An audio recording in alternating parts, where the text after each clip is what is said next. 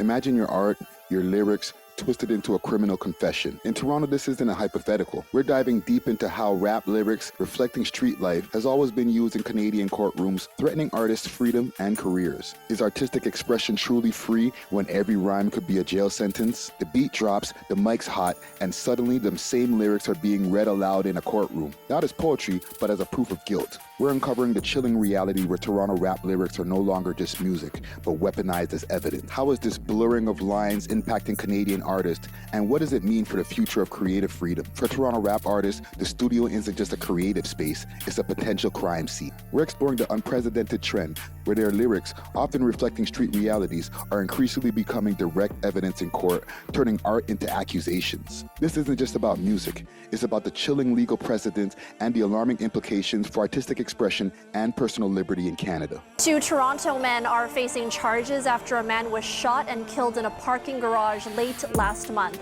70-something songs? Why do you need this much? 70, it was YouTube videos. Some of them were like audio. The investigation focused on a group of individuals who call themselves 44. Certain things on this live, but like, yo, that whole project doesn't make no sense. Like so many others injured, the teen was simply in the wrong place at the wrong time. I'm getting denied in bail from videos.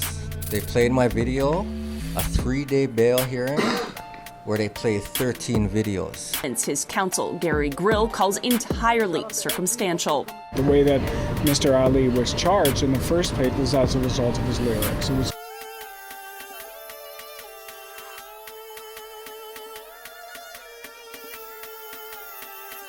The late 90s and early 2000s brought the surge of hardcore street rap. From DMX, 50 Cent to Mobb Deep, Keeping It Real reached another level, and lyrics are starting to reveal real-life incidents. 50 Cent rapped about real gangsters like Supreme on his song Ghetto Quran, then subsequently got shot 9 times and lived to rap about the get back. During that time, it was Ja Rule and Murder Inc. who got hit with the RICO, but luckily Ja made girl raps, so nothing was used in court. The only time at this point where lyrics were brought up in court was back in the early 90s when Luke Skywalker, aka Uncle Luke, aka Uncle Lore, went up against the state of Florida for obscene lyrics. Here in Canada, specifically Toronto, it was a mirror image of the American rap scene in the early 2000s. Lyrical bars, beats, and street raps were gaining a rapid fan base. Mixtapes like SARS, Nabob, the G mixtapes, and more ruled the scenes with street artists like Lou Breeze, Jay Noble, Mayhem Moriarty, and Young Tony, now known as OVO Hush, and all those artists ran the mixtape scene. They also ruled college radio and underground radio networks like Project Bounce, a place for all artists to tell their real stories. Some would come in for interviews that would get so crazy that one time there was a shooting outside the Project Bounce location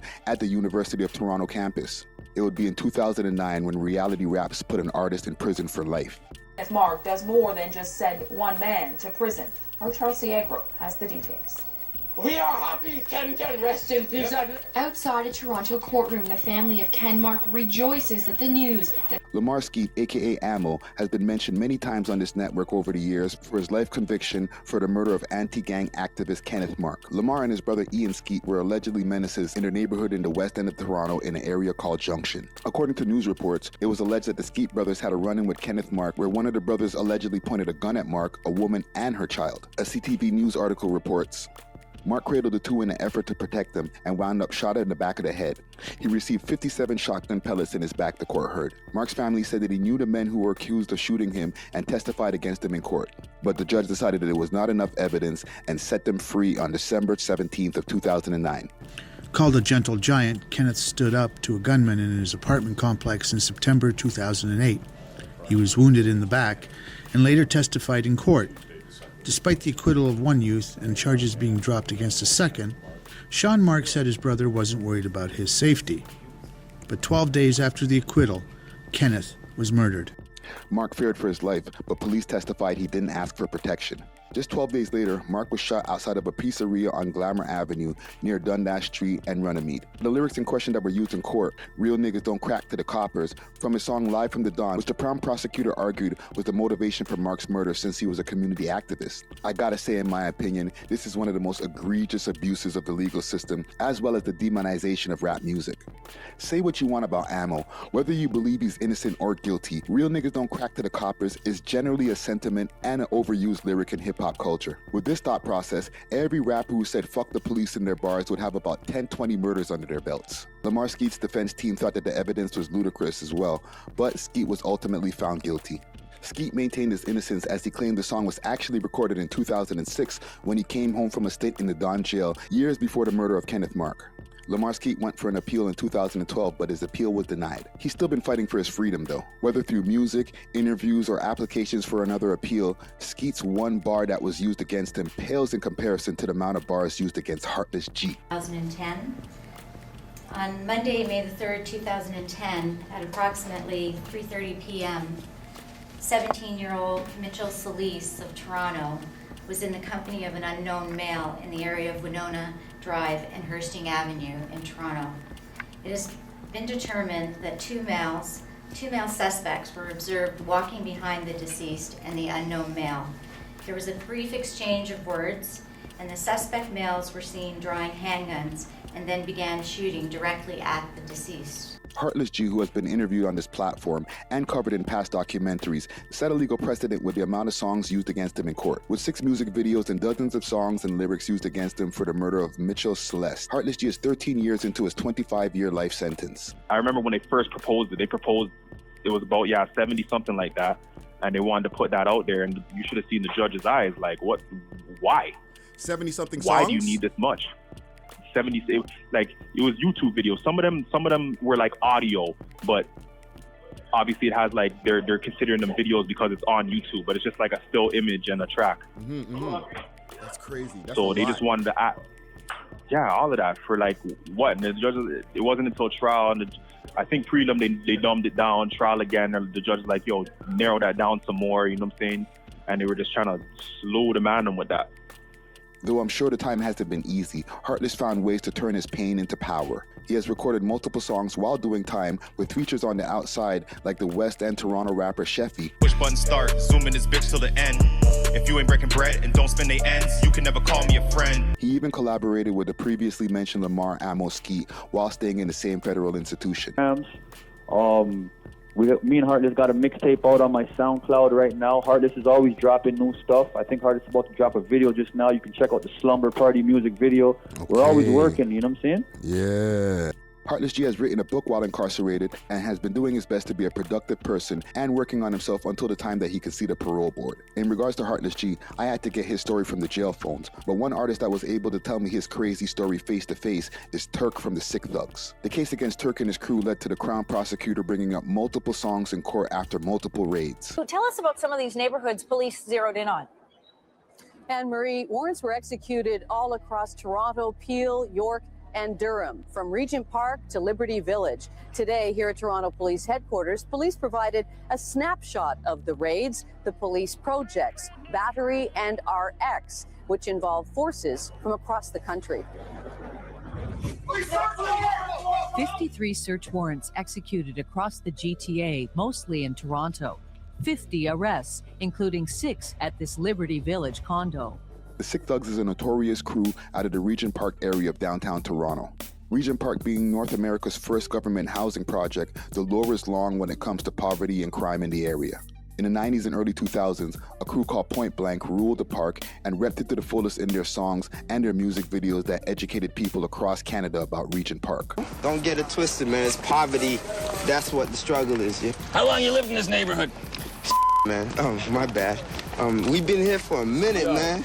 You've been here for a minute? For a long minute, you know what I'm saying? In the early 2000s, Regent became a war zone with beef within the area's north side and south side. The term internal cleansing started traveling through the streets and message boards online as the Sick Thugs emerged as the ops to Point Blank, taking shots at them on bars and in the streets, allegedly. Turk and his homie Tyke went by the name TNT, releasing a plethora of mixtapes between 2008 and 2014. In July of 2012, something would happen that would make the authorities focus on the Sick Thugs even more than before. So many others injured, the teen was simply in the wrong place at the wrong time. Mustn't have been too far from the shooter because got shot.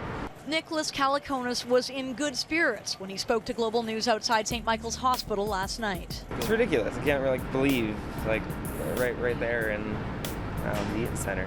Caliconis was having a bite in the food court when shots began to fly. We thought it was a bomb at first, so we were able to get a bunch of people down behind our kiosk for some safety. But the 22-year-old says one bullet went right through his thigh. On June 2nd, 2012, gunfire erupted in the urban eatery court at the busy Toronto Eaton Center Mall. 7 people were shot and at least 2 later died from their injuries.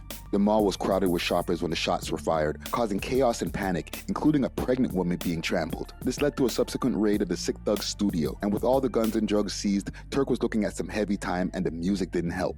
Pre-dawn raids targeted 2 GTA street gangs this morning. Police busted down doors, executing dozens of search warrants. Sue Scambatti is following the story for us tonight. Sue, tell us about some of these neighborhoods police zeroed in on. And Marie, warrants were executed all across Toronto, Peel, York, and Durham, from Regent Park to Liberty Village. Today, here at Toronto Police Headquarters, police provided a snapshot of the raids, the police projects, Battery, and RX, which involve forces from across the country. 53 search warrants executed across the GTA, mostly in Toronto. 50 arrests, including 6 at this Liberty Village condo. There were RoboCops with semi-automatic rifles in the lobby of my building. The investigations were dubbed Projects RX and Battery. The targets, 2 rival gangs called the Sick Thugs and the Asian Assassins. When Turk and the Sick Thugs went to trial, the Crown prosecutor presented over 13 songs as evidence. Gang, if you, okay, yeah. I'm getting denied in bail from videos. They played my video, a 3-day bail hearing, where they played 13 videos. Wow. Breaking down all sorts of lyrics, you know? Yeah. To the point my lawyer is telling them, like, do you think that Bob Marley, like, really shot the sheriff? You know what I'm saying? Yeah. But then they'll come back and be like, well, he's rapping about this and that, and yeah. But it's fucking entertainment, man. Like, what do you want us to do? You know what I'm saying? It's entertainment. And I got denied bail the time over that. Ultimately, Turk did have to serve time, but not for any murders, and came home to tell his story. He has gone on to become a community activist and a voice for Regent Park. In 2026, you may hear him spreading awareness about police misconduct through his social media page, Canada Cop Watch. High as a kite all the time. Why? I don't know. I'm just like, you know what? I want to help and I want to do it the right way. Bro, you are high as a giraffe's pussy right now. What the is going on? Special constable caught for a second time tweaking out a lot more than donut dust. This wouldn't be the end of prosecutors trying to use hip-hop in Canadian trials, but with the top 5 story, they may have destroyed the precedent that he originally set. Ali stepped out of the University Avenue courthouse nearly 3 years after he was arrested and charged with directing the murder of 20-year-old accounting student Hashim Omar Hashi.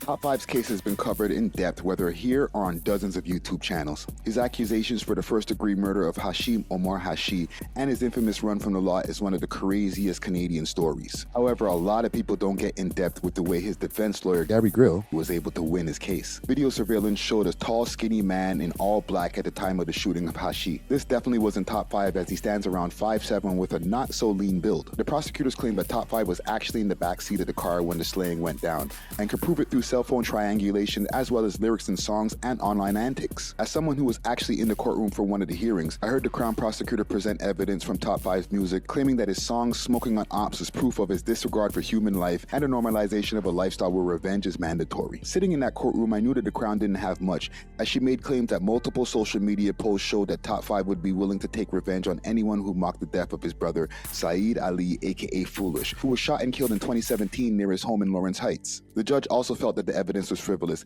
as he seemed to rebut all the prosecutor's claims. He even referenced a prior case with the infamous Toronto rapper Biz Loke and the Eglinton West Crips, where he claimed that a lot of the stuff you see in rap videos is just for hype and image purposes. The judge even threw up the Eglinton West Crips gang sign in the courtroom to land his point. When I walked back to my car, I thought to myself, did I just see a judge shit on a prosecutor and throw up a gang sign? Yes, that happened. It would be Top 5's lawyer's next move that would really take things to the next level. Defense lawyer A.W.O.L had a brilliant idea. He enlisted a lyric expert or hip-hop aficionado of sorts by the name of Jabari M. Evans, an academic expert on hip-hop culture, drill music, black youth, and artistic expression, as well as a part of the rap group from back in the days, Kids in the Hall. You can hear my ancestors when I open my voice. By the way, sidetrack no sidetrack, the name Kids in the Hall was taken from the 90s Canadian comedy skit show with the exact same name, but I digress. He was contacted because of his research on rap and drill music to argue that lyrics in music videos shouldn't be treated as literal evidence of criminal conduct. The fact that I myself am an artist, I myself have been in the industry and understand what it means to sort of have artistic license in the things that you create. And they really just wanted me to paint a picture of how, irresponsible or how dangerous or problematic it would be to sort of admit music lyrics and music videos as evidence that could possibly incriminate someone in a case to this magnitude when we're talking murder and possibly putting someone away for if not the rest of their lives, the rest of their, productive lives. Evans has spoken at universities and on multiple platforms about this very same subject. Evans' work focuses on how drill music functions as a cultural expression rather than factual confession, and he agreed to serve as an expert witness to explain the distinction in court. Another win for Top 5 is the fact that his co-defendant got his charges stayed just months prior to Top 5's pre-trial hearings. When charges are stayed, it means that the case is paused, not finished, and the accused is not found guilty or innocent. The Crown has 1 year to restart or reinstitute the charges. If they don't receive them within 12 months, the charges are effectively dead. After that, the accused can usually apply to have them formally withdrawn. The combination of that,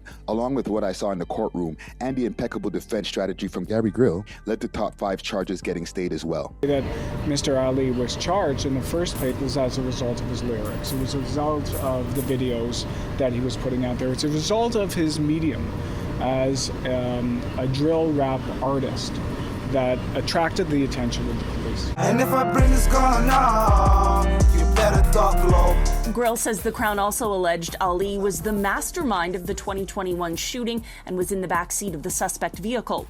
According to the Crown, there was somebody in a backseat of the car wearing a gray tracksuit.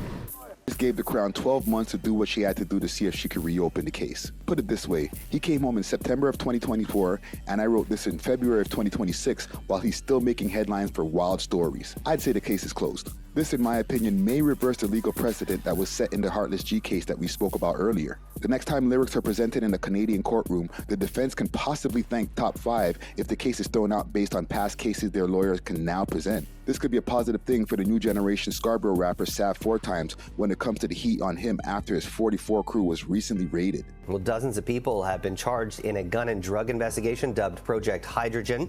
The 9-month investigation covered areas across the GTA and even as far as Winnipeg. Well, police seized more than $2.7 million worth of illicit drugs and 10 firearms.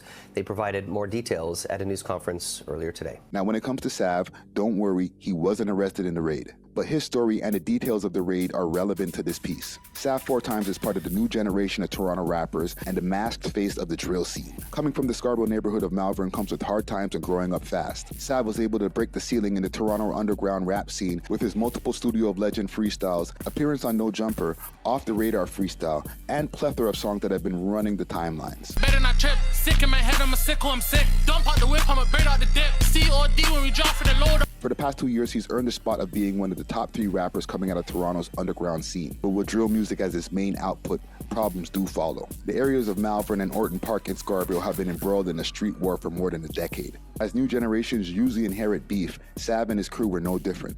Allegedly, these street beefs has accumulated in the violent passings of Orton Park rapper Dope Boy DQ and A.W.O.L SK. Dope Boy DQ was shot and killed in September of 2023 in a daylight shooting by Markham and Ellesmere in Scarborough. What followed was the mocking from his ops and IG posts that were ultimately screenshotted and reposted on Torontology's Reddit. The same thing that happened with A.W.O.L SK almost a year previously when he was shot and killed in his apartment building hallway in Scarborough. The plot twist was that we later found out that A.W.O.L SK was killed by his ex-girlfriend Brianna Warner, who is now serving life in prison for her crime. It's December 16th, 2022, around 4:50 a.m., when police were called to 3950 Lawrence Avenue East for a shooting. When officers arrived, they found 20-year-old Jay Parker Ford lying outside his family's 14th floor apartment.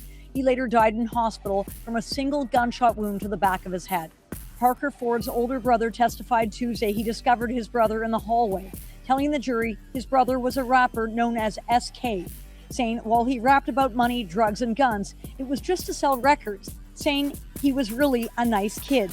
In the Crown's opening address at the trial for Brianna Warner, charged with the first-degree murder of Parker Ford, the Crown told the jury they will see cell phone records showing there were communications on Snapchat in the hours before the deadly shooting between the victim and an account which used an IP address located at Brianna Warner's home address. By December of 2025, things came to a head for Saab's crew when multiple raids were conducted across the greater Toronto area on December 12th, picking up members of the 44 gang. In the police press conference, they announced the seizure of multiple firearms, drugs, and over $200,000 in cash. They also announced that the authorities observed the glorification of violence and a criminal lifestyle through posts on the internet. Members of this gang have flaunted their illicit earnings on social media, glorifying a culture that celebrates financial success through criminal activities. In addition, they mentioned that the music videos showed suspicious amounts of cash that was suspected to be obtained through criminal activity. The internet was buzzing, wondering if Saab and his crew member at 100 OTD had been arrested and what would happen next. As the story evolved, we found out that Saab was in fact not arrested, and he had a response to all the speculators. Everybody knows, everybody involved, everyone that's seen paperwork, everybody that's seen that warrant is bullshit. The whole project is bullshit. They're trying to take innocent people and pin shit on them that, come on fam, it's wrong. Word. Raided multiple spots looking for me, whatever the case is. Never found nothing, so they couldn't charge me. But I'm saying, if you guys like, okay, you go on the news and watch the clips they're saying we built this project up from where they are because these guys are posting money on social media or whatever the case is. Me, for one, I rap. I get paid to rap. I also get paid in USD, so when I convert that, my nigga, the money's real. Any dollar you've ever seen me post is off of my music. I earned that. I can post it however I want to post it. The fuck? Same shit with Next Man's. Next Man's you know what I mean? I'm not even gonna speak on who, but I'm not the only one that gets paid off of my music. Thankfully, Saab 4 Times is good and is able to continue his mission to break the cycle. At the end of the day, what have we learned? We all know the legal system can be corrupt, and yes, racism does exist. Rap lyrics being used in court is just normalized, with recent high-profile cases with rap superstars like Young Thug. However, should we hold these artists accountable for what they put in the music as well? The mantra of keep it real has always been prevalent in hip-hop since the 90s, even if all the rappers back then weren't actually keeping it real. These days, artists use names and claim real bodies on tracks. Is this artistic expression or confession on wax? I'll let you decide in the comments.